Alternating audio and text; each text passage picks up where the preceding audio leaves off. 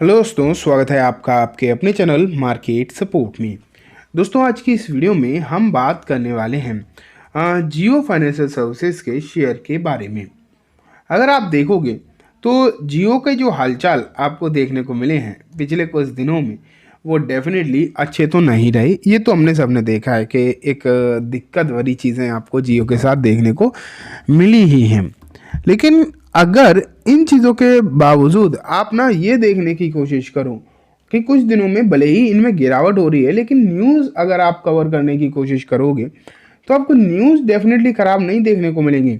News तो आप ये मान के चलिए एक बेहतरीन ही देखने को मिलेगी। एंड आने वाले दिनों के हिसाब से और भी लगातार अच्छी खबरें भी आती जा रही हैं। एक चीज़ मैं अगर आपको और बताऊं कि फ़िलहाल के आप डेटास को भी देखोगे तो डेटा भी आपको ऐसे ही देखने को मिलेंगे, जहां पर आपको पता लगेगा कि ये जो काउंटर है इसमें कुछ खरीदारी भी देखने को मिल रही है, एंड वो भी बड़े बड़े इंस्टीट्यूशंस की तरफ से। अब किसकी तरफ से है, क्या है, उसके बारे में हम सब कुछ डिस्कस करेंगे। लेकिन सबसे पहले स्टार्ट करता हूँ मैं एक रिपोर्ट से, जो कि मैंने आपके सामने रख दी है। यहाँ क्या लिखा है, Jio financial services it is a buy और सेल और होल्ड। मतलब वही है कि इसे खरीदो, बेचो या फिर रखा है तो क्या करें, यही मतलब है एक तरीके से। आप ये मान के चलो, अगर आज की बात करी जाए तो आज ये काउंटर ना 0.5% की गिरावट दिखाकर बंद हुआ है।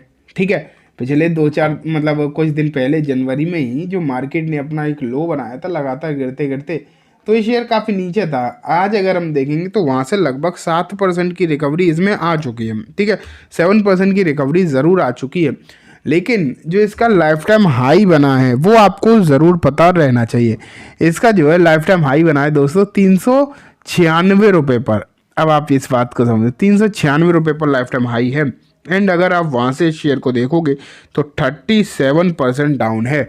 एंड 37% की जो गिरावट है वो अपने आप में एक भारी गिरावट है। हालांकि एक बात ये भी है कि आज के समय पर मार्केट में ऐसे कोई भी शेयर है नहीं। फिलहाल अगर आप देखोगे तो ऐसा कोई शेयर आपको देखने को मिलेगा नहीं जहाँ पर गिरावट ना हो। मोस्ट ऑफ द शेयर्स की जो हालचाल है वो आपको बिगड़े हुए देखने को मिल रहे हैं, ज़्यादातर गिरावट ही देखने को मिल रही है। और वही हाल जो है यहाँ भी आपको नज़र आ ही रहा है।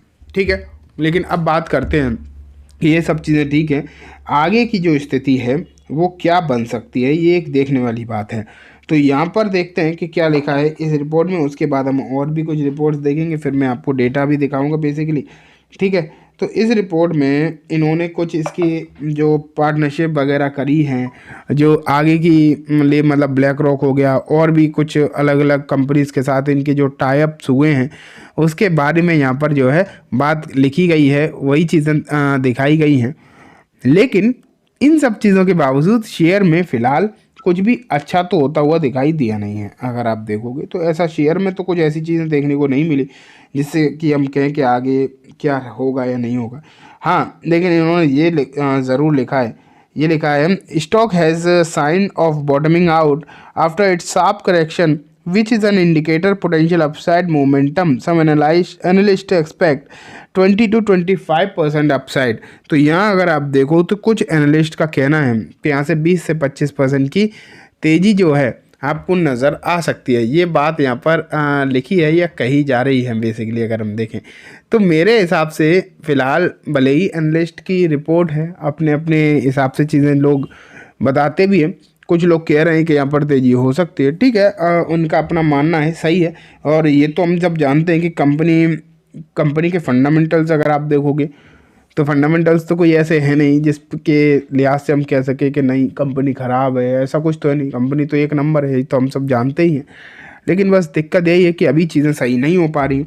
लेकिन जैसा कि मैं आपको बता रहा था कि कुछ इंस्टीट्यूशंस की तरफ से तो ख़रीदारी आई है। मैं आपको दिखाता हूँ, ये देखो, ये आपके सामने डेटा मैं रख रहा हूँ, ये जनवरी का ही है, पिछले महीने का। अभी तक इस महीने में 7 ही दिन हुए हैं ना, तो जनवरी का जो डेटा है वो मैं आपके सामने रख रहा हूँ। और इस डेटा में आपको मालूम पड़ेगा कि आखिरकार किस तरीके की ख़रीदारी जो है रही है या बिकवाली भी रही है, तो क्या देखने को मिला है, जो भी है। तो सबसे पहले आपके सामने जो डेटा देख रहे हो ना, इसमें आपको दिखाई देगा मोतीलाल ओसवाल का एक फ़ंड। ठीक, मोतीलाल ओसवाल के इस फंड की तरफ से अगर आप देखोगे तो आई है बिकवाली लगभग 61% की, एंड ये एक बड़ी बिकवाली है नो डाउट।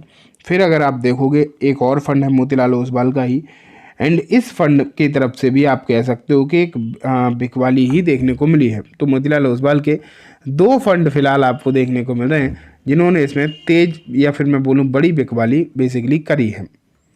अब आगे मैं आपको लेकर चलता हूँ कि आगे और भी तो होंगे फंड, उन वो क्या कर रहे हैं। तो देखो फिर निप्पॉन का नंबर आता है, निप्पॉन इंडिया एवरेज फंड लगभग 90% के आसपास इन्होंने जो हिस्सेदारी उठाई है, बढ़ाई है। फिर निप्पॉन का एक और फंड आता है, लगभग 5-6% आप बोल सकते हो यहाँ पर हिस्सेदारी इंक्रीज करी है, ठीक है। और आप देखते जाओ यूटीआई का एक फंड है, यहाँ पर इन्होंने 2-3%। फिर क्वांट के एक फंड ने लगभग 33-34% की हिस्सेदारी इंक्रीज़ करी है। तो अब अगर आप देखो बिकवाली वाले तो जो 2 फंड आपको देखने को मिले शुरुआत में, लेकिन आप अगर आगे देखते जाओ तो आपको आगे जो है ख़रीदारी वाला डेटा ही देखने को मिलेगा मोस्ट ऑफ द केसेस में। चलो देखते हैं। ये तो हमने देख ही लिया। फिर देखो यूटीआई का एक फ़ंड और दिखाई दे रहा है, यहाँ पर इन्होंने मामूली खरीदारी करी है। फिर देखो 2 फंड आपको देखने को मिलेंगे, एक है क्वांट का, क्वांट ने लगभग हिस्सेदारी बढ़ाई है। एक यूटीआई का एवरेज है जहाँ 46% हिस्सेदारी बढ़ी है। फिर देखो मोतीलाल ओसवाल 2 फंड के थ्रू बेचा था, लेकिन इन 2 फंड के थ्रू खरीदा है। लेकिन हाँ खरीदारी वाला जो है बहुत कम है, बिकवाली वाला जो डेटा था वो काफ़ी ज़्यादा था, ठीक है। आगे बढ़ते हैं। आगे अगर हम देखें तो सबसे बड़ी खरीदारी तो यहाँ निकल कर आई है एलआईसी के इस फंड की तरफ से।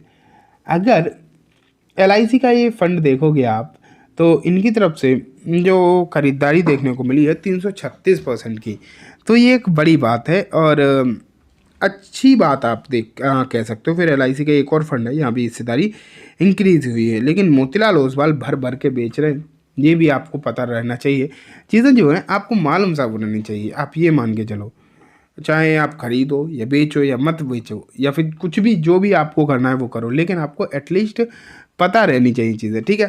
तो आगे बढ़ते हैं। ये आप देख ही रहे हो मोतीलाल ओसवाल ने तो जमकर बिकवाली करी है। 1-2 फंड की तरफ से खरीदारी ज़रूर आई, लेकिन बाकियों की तरफ से तो बिकवाली ही आई है।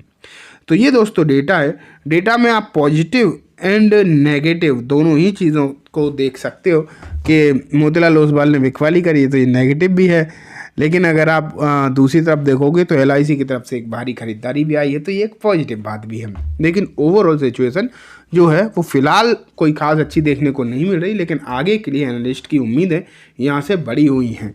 खरीदारी या बिकवाली जो भी करो बहुत ज़्यादा सोच समझ के ही करना, क्योंकि आज के समय पर मोस्ट ऑफ द काउंटर्स के हालचाल अच्छे दिखाई नहीं दे रहे। तो चलिए दोस्तों, आज की सुनम बस इतना ही। उम्मीद है वीडियो पसंद आई होगी। वीडियो अच्छी लगी हो तो इसे लाइक करना, चैनल को भी ज़रूर सब्सक्राइब करना, जाते जाते बेल आइकन दबाना, जिससे कि जब भी मैं कोई नई वीडियो डालूँ आपके पास नोटिफिकेशन सबसे पहले आ जाए।